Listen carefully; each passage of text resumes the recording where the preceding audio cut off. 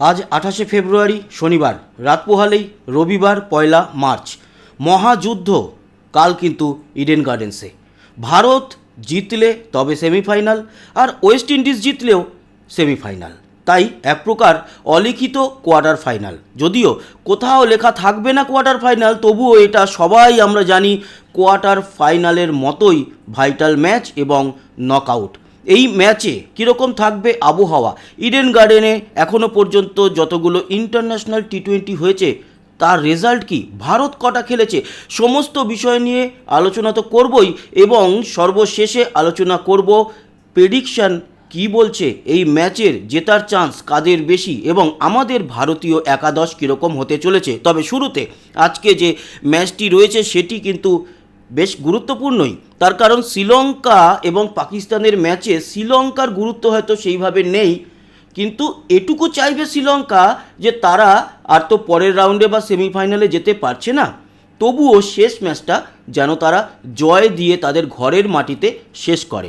অন্যদিকে পাকিস্তানের একটা আশা রয়েছে। Pakistan 1 point, New Zealand 3 point. যদি এই ম্যাচটি ভালো ব্যবধানে পাকিস্তান জিততে পারে তাহলে পাকিস্তানের কিন্তু সেমিফাইনালে যাওয়ার চান্স রইল। বিষয়টা কীরকম? গতকালকের ম্যাচের পর হিসাব যেখানে দাঁড়িয়েছে তাতে দেখা যাচ্ছে যদি পাকিস্তান প্রথমে ব্যাট করে তাহলে পাকিস্তান যেই রান তুলবে সেই রান এবং শ্রীলঙ্কার রানের মধ্যে যেন মিনিমাম 64 রানের ডিস্টেন্স থাকে। মানে এক কথায় 64 রানে শ্রীলঙ্কাকে হারাতে হবে যদি পাকিস্তান প্রথমে ব্যাট করে। আর শ্রীলঙ্কা যদি প্রথমে ব্যাট করে যে রান তুলবে তারা সেটা 13.1 বল, মানে 13 ওভার 1 বল 2 বলের মধ্যে সেই রান চেস করে তুলে দিতে হবে, তবেই কিন্তু পাকিস্তানের চান্স রয়েছে। এখন দেখা যাক, খুব ইন্টারেস্টিং হবে ম্যাচটি। শ্রীলঙ্কাও ছেড়ে দেবে বলে মনে হয় না। আমাদের যে লাস্ট ম্যাচ হয়েছে সেই লাস্ট ম্যাচের একটা ছবি আপনাদের ছোট্ট করে শেয়ার করি। 2 ইম্প্যাক্ট প্লেয়ার আমাদের, যাকে বা যেই দুজনকে আমাদের ভারতীয় টিম ম্যানেজমেন্ট প্রাইজ দিয়েছে, তারা দুজন একসাথে ছবি তুলেছে সেই ম্যাচের পর। সেই ছবিটা আপনাদের দেখালাম, তিলক বর্মা এবং অভিষেক শর্মার। এবার আমরা অন্যান্য আলোচনাগুলোতে আসি। আমরা প্রথমেই চলে যাব এবার উপগ্রহ চিত্র থেকে ইডেন গার্ডেন্স, তারপরে আসছি ইডেনের রেজাল্ট কি আছে সেই বিষয়। উপগ্রহ চিত্রে চলে এলাম। এই মুহূর্তে আমাদের টিম কিন্তু চলে এসেছে কলকাতায়, এবং গতকালকেই 1 ঘন্টা লেটে নেমেছে, যেহেতু আমাদের কলকাতায় ভূমিকম্প হয়েছিল। কোথা থেকে এসছে? চেন্নাই থেকে। এই যে চেন্নাই, এইখানে খেলা ছিল, এখান থেকে সোজা উড়ে এসছে আমাদের ওয়েস্ট বেঙ্গল এবং কলকাতায় আমি যদি জুম করি দেখতে পাচ্ছেন এই হচ্ছে আমাদের কলকাতা, এবং এইখান থেকে বয়ে গেছে গঙ্গা নদীর পাশে এই হচ্ছে আমাদের দ্বিতীয় হুগলি সেতু, এই হচ্ছে গিয়ে গঙ্গা নদী বা হুগলি রিভার, আর ঠিক হুগলি নদীর পাশেই এই হচ্ছে ইডেন গার্ডেন্স। আপনাদের জানিয়ে রাখি এই ইডেন গার্ডেন্সের দর্শক সংখ্যা হচ্ছে 67,000, এবং এই মুহূর্তের খবর অনুযায়ী পুরো 67,000 এই সিটের জন্য যা টিকিট ছিল সব টিকিট সেল হয়ে গেছে। কালোবাজারি হচ্ছে টিকিট নিয়ে। এটা একটা বড় খবর, কিংবা বড় খবর নাও হতে পারে। কেন? তার কারণ এটা ন্যাচারাল ব্যাপার যে এখানে হবেই এরকম। আবহাওয়া কীরকম থাকবে, শিশির বা ডিউ ফ্যাক্টর কতটা হবে, আসবো। তার আগে এই মাঠের হিস্ট্রিটা আপনাদের জানিয়ে দিই। যেটা বলতে চাইছি সেটা হচ্ছে অনলি আমরা যেটা আলোচনা করব মাঠের হিস্ট্রি সম্পর্কে, সেটা হচ্ছে টি20, ইন্টারন্যাশনাল টি20। কোনো আইপিএল কেকেআরের খেলা এগুলো নয়, কোনো টেস্ট ম্যাচ কিংবা ওয়ানডে নয়। এই মাঠে এখনও পর্যন্ত ইন্টারন্যাশনাল টি20 খেলা হয়েছে 17টা। তার মধ্যে আগে যারা ব্যাট করেছে তারা জিতেছে 9 বার, আর পরে যারা ব্যাট করেছে তারা জিতেছে 8 বার। ওয়েস্ট ইন্ডিজ এই মাঠে 7খানা টি20 ইন্টারন্যাশনাল খেলেছে, তার মধ্যে তাদের রেশিও 3টেতে তারা জয় পেয়েছে, 4টেতে তারা হেরেছে। ইন্ডিয়া এই মাঠে টি20 খেলেছে 8খানা, এবং সেখানে ভারত জয় পেয়েছে 7খানা, একটা মাত্র হেরেছে। ইন্ডিয়া ভার্সেস ওয়েস্ট ইন্ডিজ এই মাঠে খেলা হয়েছে, 4-4টে ম্যাচ এর আগে হয়েছে, এবং সেই ম্যাচগুলোতে কিন্তু দেখা গেছে 4বারই ইন্ডিয়া জয়লাভ করেছে। ওয়ার্ল্ড কাপের ম্যাচ নয় অবশ্য। আচ্ছা, 2026-এ এই মাঠে ওয়ার্ল্ড কাপ যে কটা খেলা হয়েছে, কটা? 5টা। এই 5টার মধ্যে প্রথমে যারা ব্যাট করেছে তারা 4 বার জিতেছে, পরে যারা ব্যাট করেছে তারা 1 বার জিতেছে। ওয়েস্ট ইন্ডিজ এখানে 2টো খেলেছে এই টি20তে বা 2026-এর ওয়ার্ল্ড কাপে, সেখানে তারা দুটোতেই জয়লাভ করেছে। এই মাঠের এখনও পর্যন্ত হায়েস্ট স্কোর কি, সেটা হচ্ছে একেবারে যেদিন থেকে 2011 ইন্ডিয়ার খেলা শুরু হয়েছিল, ইন্ডিয়া প্রথম খেলেছিল, সেই ম্যাচ থেকে আজ অবধি যা রেজাল্ট তাতে 207 হচ্ছে হাই স্কোর, এবং সেই হাই স্কোর হয়েছে এই ওয়ার্ল্ড কাপেই, যা করেছে স্কটল্যান্ড ইটালির এগেনস্টে। আর লোয়েস্ট স্কোরে এসে গেছে আমাদের পার্শ্ববর্তী লাভেবল দেশ, লাভ ইউ বাংলাদেশ। তো বাংলাদেশ করেছিল 70 নিউজিল্যান্ডের এগেনস্টে। এটা হচ্ছে গিয়ে এই মাঠের টোটাল হিস্ট্রি আপনাদেরকে জানালাম। এবার এই যে গতকালকে আমাদের প্লেয়াররা এসে নেমেছে কলকাতায়, তাদের কিছু টুকরো টুকরো ছবি আপনাদেরকে দেখাই, সেটাও আপনাদের ভালো লাগবে নিশ্চয়ই। দেখতেই পাচ্ছেন সূর্যকুমার যাদব উইথ ওয়াইফ এলেন আমাদের কলকাতা এয়ারপোর্ট থেকে বেরোচ্ছেন। হার্দিক পান্ডিয়া, তার সঙ্গে তার গার্লফ্রেন্ড রয়েছে, এবং অর্শদীপকে দেখতে পেলাম, গৌতম গম্ভীর সহ। এখানে ওয়াশিংটন সুন্দর, ওখানে পিছনে তিলক বর্মা, বরুণ চক্রবর্তী সবাই এসেছে, কিন্তু রিঙ্কু সিং আসেনি। রিঙ্কু সিংয়ের আলোচনায় আসছি। রিঙ্কু সিংয়ের বাবা তো মারা গেছে গতকাল, জানেনি, তবে রিঙ্কু সিং আজকে দলের সাথে এসে যোগ দেবে, এটাও খবর পেয়েছি। হার্দিককে দেখছেন বাসে উঠে পড়ল। জসপ্রীত বুমরা, শিবম দুবে, ওদিকে শীতাংশু কোটাক রয়েছেন পিছনে, অক্ষর প্যাটেল, তারপর সবাই এসছে একমাত্র রিঙ্কু সিং ছাড়া। গতকালকে রাত্রির বেলার দিকে গৌতম গম্ভীর মাঠেও গিয়েছিল, সেখানে শিশির কতটা সন্ধ্যের পর পড়ছে সেটাও কিন্তু দেখেছে। অভিষেক শর্মাকে দেখলাম, বাসে উঠল মোহাম্মদ সিরাজ এবং কুলদীপ যাদব, সবাইকে দেখতে পেলাম। তো টুকরো ছবি আপনাদেরকে দেখিয়ে দিলাম, দিলীপ টুকরো ছবি দেখিয়ে দিলাম।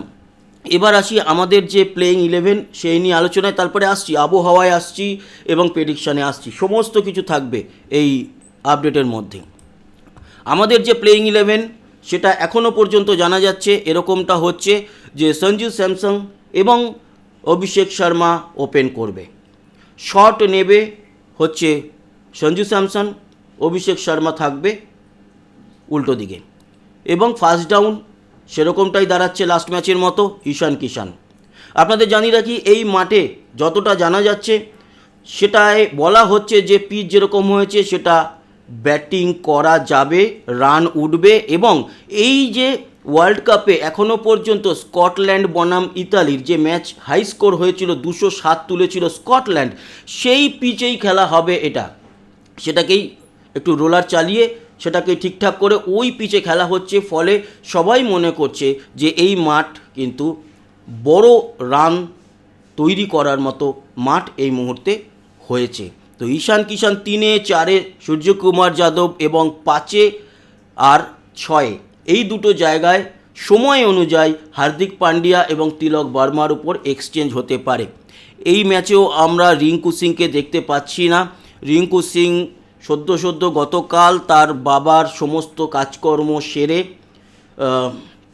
একটা পরিস্থিতি অন্যরকম তার জানেন, তো আজকে দলে জয়েন করবে, প্র্যাকটিসেও সেইভাবে থাকবে না, ফলে আগামীকাল রিঙ্কু সিংয়ের খেলার সম্ভাবনা নেই, কিন্তু ফিল্ডিংয়ে আমরা মাঠে ওকে আবারও দেখতে পারি।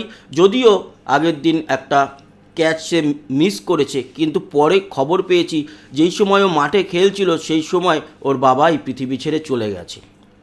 তারপর আমরা দেখতে পেয়েছিলাম সিকান্দার রেজা ওকে মাঠে জড়িয়ে ধরে, মানে জিম্বাবুয়ের ক্যাপ্টেন, অনেকক্ষণ ধরে সান্ত্বনাও দিচ্ছিল। তো খেলা শুরুর আগেই বা খেলা শুরু হবে এই সময়টাতে খবর কিন্তু ও পেয়ে গিয়েছিল, মাঠে যখন ও ছিল সেই সময় জানতো ওর বাবার পৃথিবীতে নেই।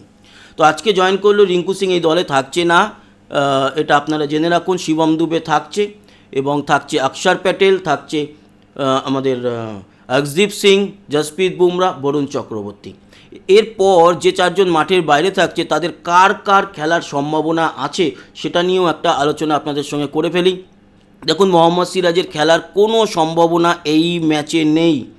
কুলদীপ যাদবের কিছুটা আছে, আজকেও মাঠ দেখবে যদি মনে করে কোচ এবং টিম ম্যানেজমেন্ট সহ সূর্যকুমার যাদব যে এই মাঠে স্পিনটা বা এই পিচে স্পিন ধরতে পারে, যেহেতু গঙ্গার ধারে আমাদের এখানে নরম মাটি, সেখানে পিচে স্পিন যদি বেটার কাজ করবে বলে মনে করে, তাহলে কিন্তু কুলদীপ যাদব দলে থাকলেও থাকতে পারে। প্রশ্ন হচ্ছে কার জায়গায়, সেখানে অর্শদীপ সিং বা জসপ্রীত বুমরা বা বরুণ চক্রবর্তী নয়, অক্ষর প্যাটেলও নয়, সেখানে কিন্তু সাফার করতে হতে পারে আমাদের একজন অলরাউন্ডার, এবং সেটা হতে পারে শিবম দুবে।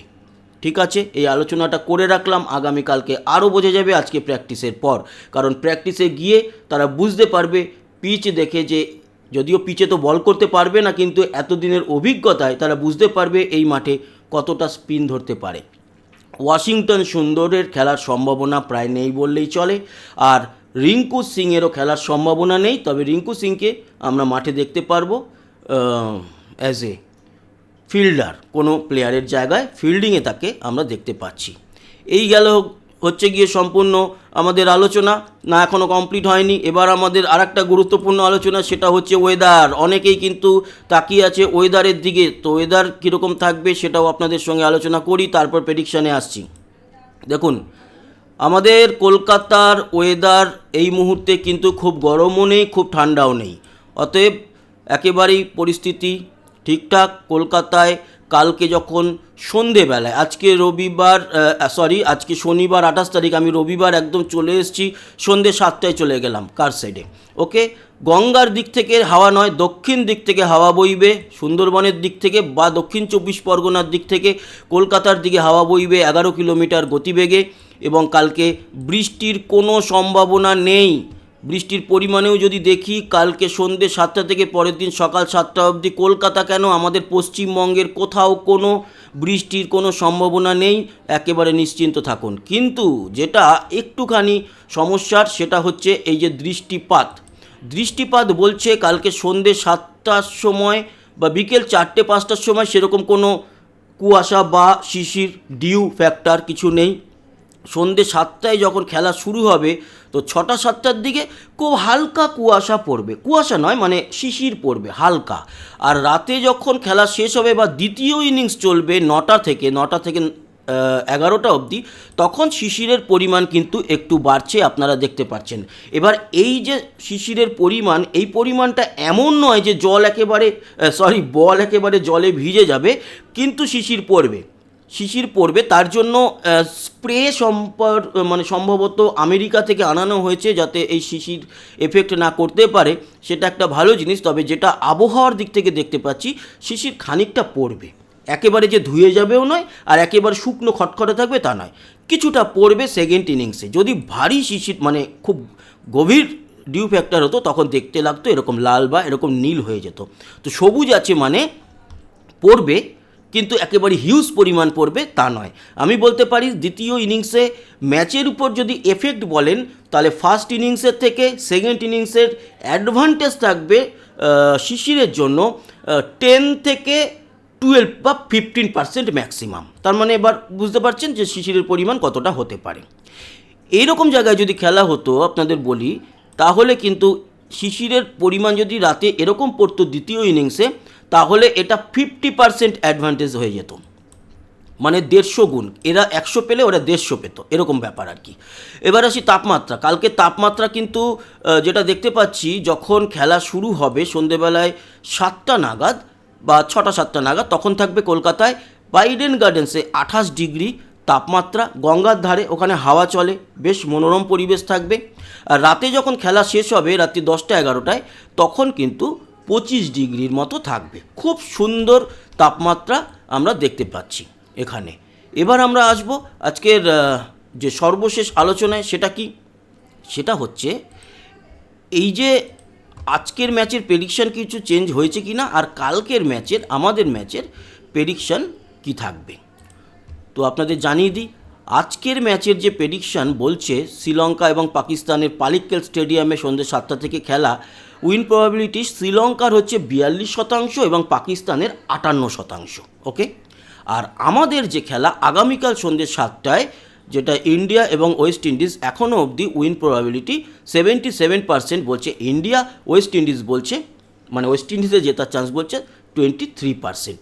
এখন সমস্তটাই মাঠে নামার পর বোঝা যাবে। তো বন্ধুরা, এই ছিল আজকের আপডেট। রাতে আবার দেখা হচ্ছে এই যে শ্রীলঙ্কা পাকিস্তান ম্যাচের পরে, সেই ম্যাচের ফলাফল নিয়ে, এবং তখন যদি নতুন কিছু আমাদের হাতে খবর আসে সেই সমস্ত কিছু নিয়ে। সবাই ভালো থাকবেন, সুস্থ থাকবেন, আবার দেখা হচ্ছে। আর হ্যাঁ, সাবস্ক্রাইব করতে ভুলবেন না। টাটা।